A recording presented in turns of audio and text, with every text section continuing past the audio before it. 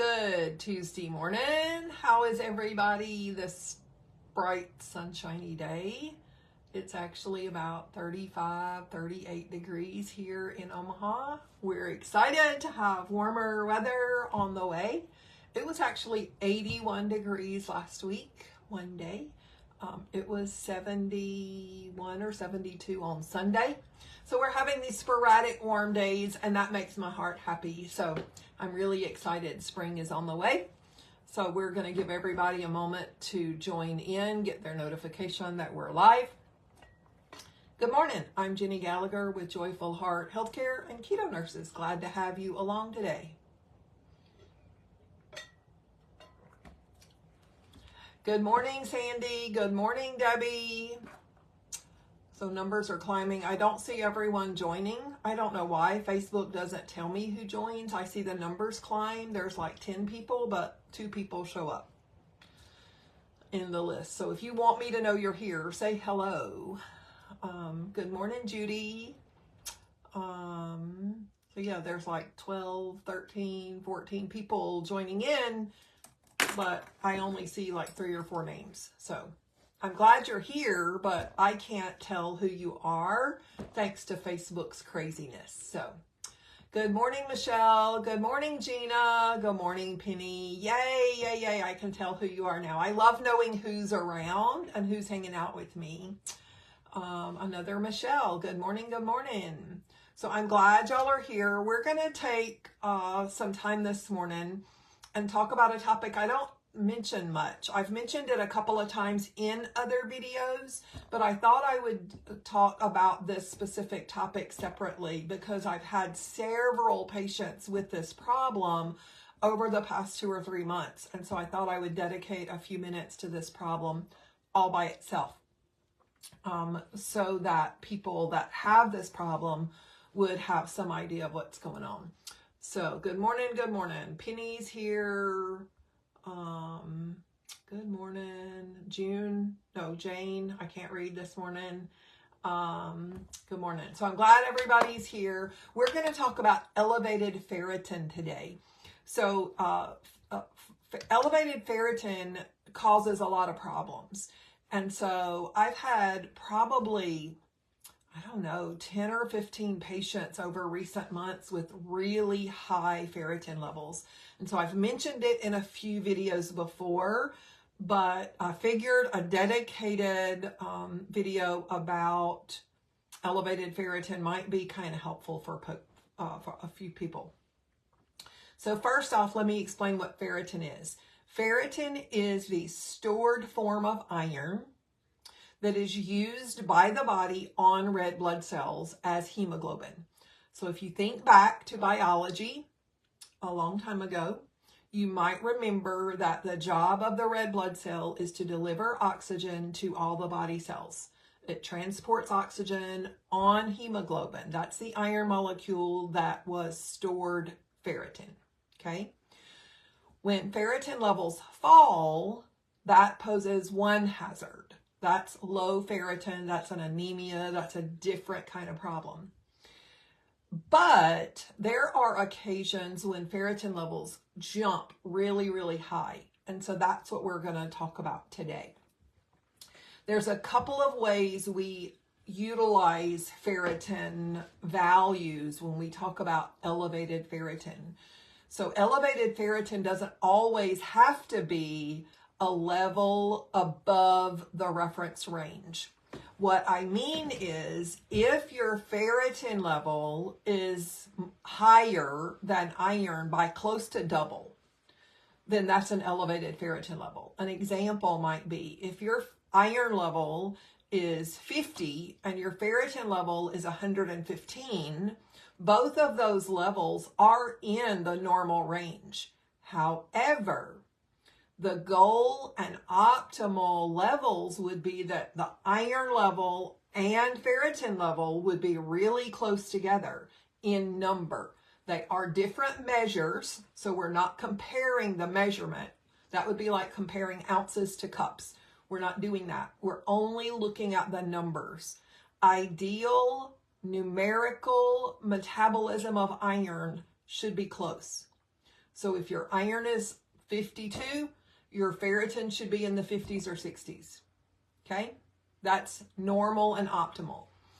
While those are still a little lower, that still indicates good iron metabolism. Your body's absorbing it and using it appropriately. When your ferritin level is 115, which is more than double that iron level, that's inflammation. That ferritin level is not an iron marker at that point. The body is creating excess ferritin as a reaction to inflammation. We call it an acute phase reactant. It can happen because you're sick. It can happen because you just had surgery. It can happen because of really high stressors. Whatever the problem is internally, the body is acutely reacting, and that's what we call an acute phase reactant. It's inflammation. The majority of elevated ferritin levels come from grains we consume. Grains like wheat, corn, rice, oats, quinoa, barley, rye, all of those grains. Those grains trigger inflammation in probably 70 to 80% of the population. Some people don't have that problem, but the majority of us do. Okay? All it takes is some simple lab work to find out if you're one of those ones that do. Okay? You can see elevated ferritin in lab work. You can see elevated inflammation in lab work. There are other inflammation markers that we do to correlate with elevated ferritin. A CRP, a uric acid, the white blood cell count, all of those together, even a homocysteine level, will help us understand systemic inflammation within your bloodstream. Okay? So people tell me a lot of times when I'm interviewing a patient and they say, well, I have all this knee pain or shoulder pain or back pain or whatever. And I'm like, so where do you think that inflammation is coming from? It's my arthritis. No, your arthritis, your bone pain, your joint pain is a manifestation of internal inflammation. The body has found a weak way, a place in your system to exhibit pain, to exhibit a way to release that inflammation. So it shows up whether it's in a rash, whether it's in hair falling out, whether it's in joint pain, muscle pain, whether it's in digestive issues. The body has a variety of ways to release inflammation and manifest symptoms to let you know there's a body problem. Okay? Those are symptoms of the inflammation. The inflammation is not the symptom. The inflammation is the problem. If you want to get rid of inflammation, your high ferritin, you're going to have to do some dietary work. You're going to have to do some environmental work.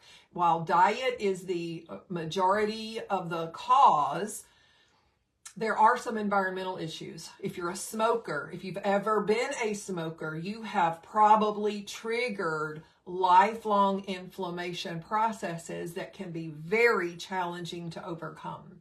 So if you've ever been a smoker, if you are a smoker, if you are vaping, if you're breathing any toxin into your body at all, whether it's through your job, maybe you're working in environments where there's a lot of fumes and smoke, those are toxic chemicals triggering inflammation. Okay?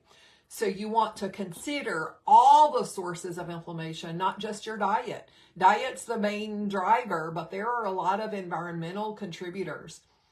Some people live in really moist environments and their homes are susceptible to mold growth.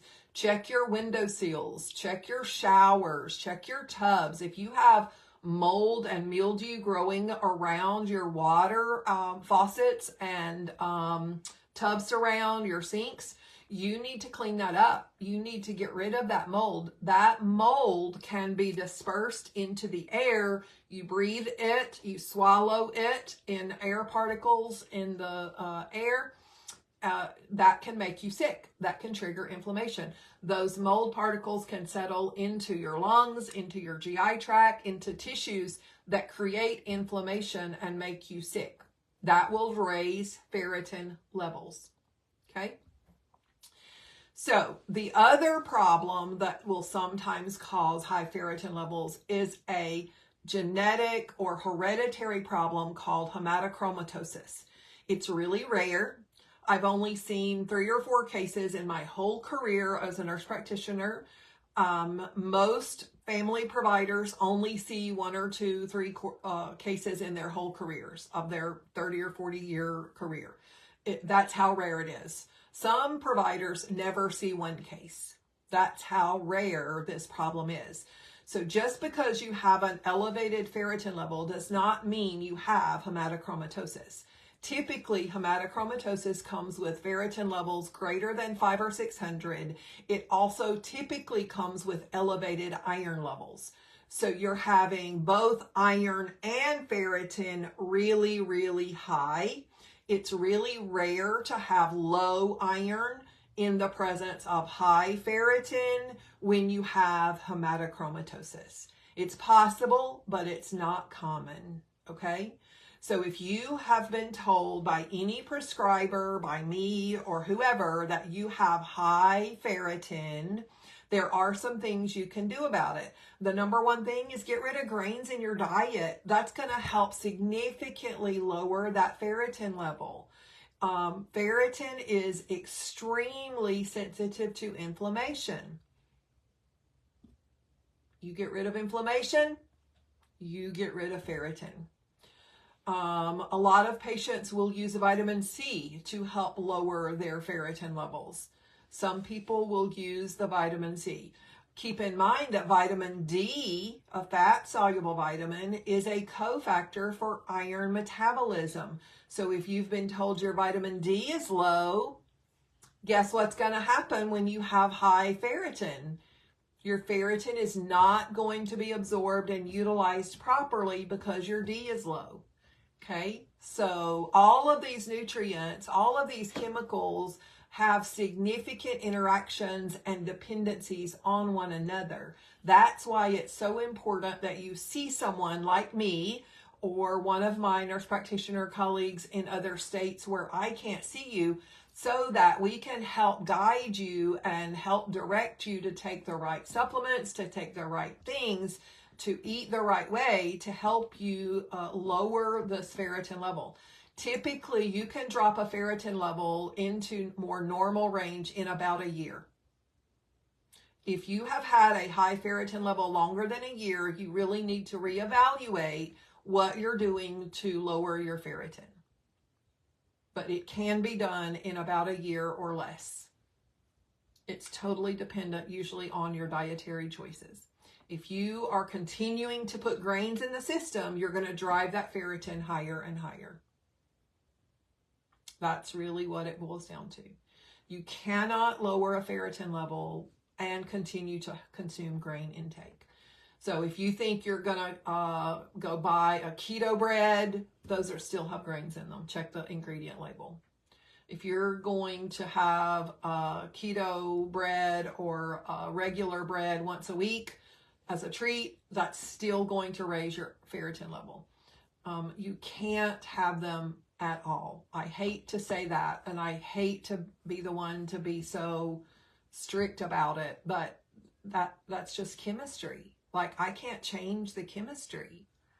Like, if you consume a wheat bread or a corn product or wheat, corn, oats, or rice or quinoa, rye or barley, just once or twice a month, it takes 2 full weeks for the inflammatory process related to that one consumption to completely clear your system. That's chemistry. That's not my opinion. That's not just because Jenny says so. it's not what I want. It's not just because I want it. It's because I want you to be better. I want you to get well. I don't want this ferritin to damage your liver.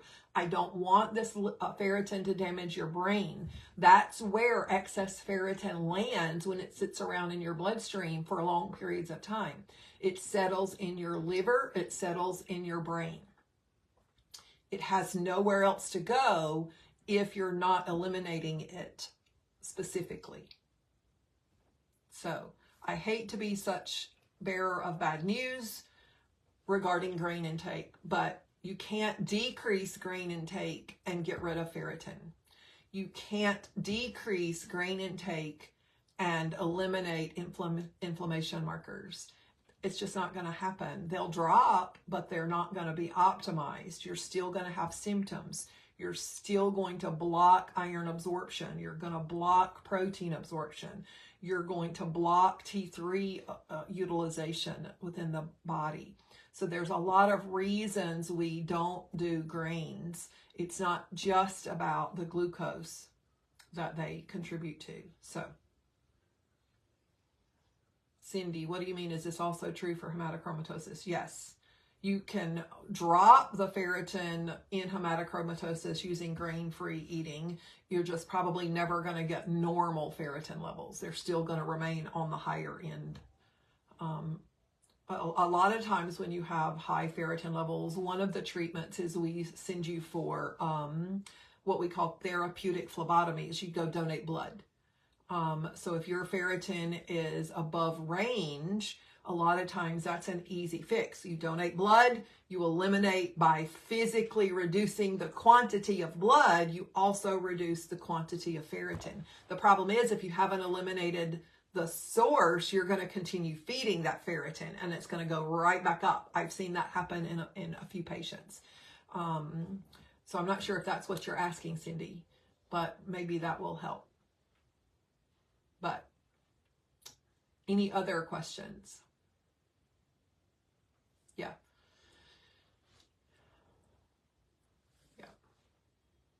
Yeah, hematochromatosis is pretty rare. Not lots of folks really have it. And I've seen a lot of medical providers diagnose it inaccurately, to be honest. There is genetic testing for it. There is liver biopsy for it. So you just want to make sure it's been worked up thoroughly. I usually send people to liver specialists to get that confirmed. I do the blood work, I'll do imaging, and then we'll confirm it by sending you out to the GI people for confirmatory testing. So, yep, if you've had genetic testing, then that's pretty confirmatory. All right, so I hope that's helpful today. If you know someone that has been struggling with iron metabolism, especially high ferritin, be sure to share this video with them using the share link. You can share it on your page. You can share it in a private messenger. You can share it even if you share and choose copy link. You can post it in an email or a text even, so that you can share it away from Facebook. They still have to have Facebook to see it, but you don't have to be on Facebook to share my work. You can share links from my Facebook page to other media in a text or an email. So hopefully this will help a few folks.